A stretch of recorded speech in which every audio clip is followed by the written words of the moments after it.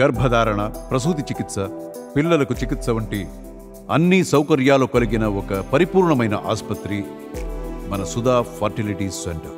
రాష్ట్రంలో వరుస ఫైళ్ల దహనాలు కలకలం రేపుతున్నటువంటి పరిస్థితి. మొన్నటికి మొన్న విజయవాడ ఆమెనిగడ్డ కరకట్ట మీద ఫైళ్ల దహనం, బస్తాలు తీసుకొచ్చి తగలబెట్టారనేటువంటి ఆరోపణలు. తర్వాత చూస్తే మదనపల్లి సబ్ కలెక్టర్ ఆఫీస్లోనే ఫైళ్ల దహనం.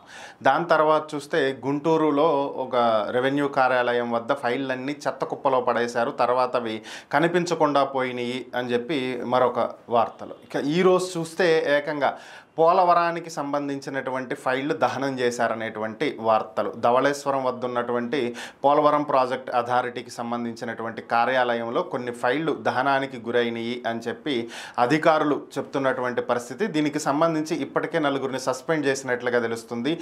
అలాగే ఆర్డీఓ మీద, ముఖ్యమైనటువంటి కొంతమంది అధికారుల మీద ప్రభుత్వం చర్యలు తీసుకోవాల్సిందిగా ఆదేశించినట్లు కూడా తెలుస్తుంది. అయితే ఓవరాల్గా ఇక్కడ ఏంటంటే అసలు ఈ ఫైల్స్ ఎందుకు దహనం అవుతున్నాయి, దీని వెనుకున్నటువంటి కారకులు ఎవరు, దీని వెనుకున్నటువంటి అసలు మోటో ఏంటి అనేది తెలుసుకోవాలి. అధికారుల్ని కేవలం సస్పెండ్ చేసినందువల్ల వచ్చేటువంటి ప్రయోజనం అయితే ఏమీ లేదు కదా.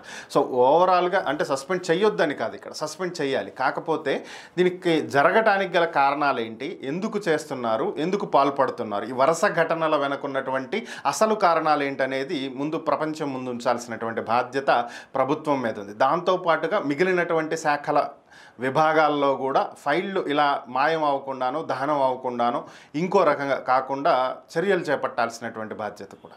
మరి ఏం జరిగిద్దో చూడాలి.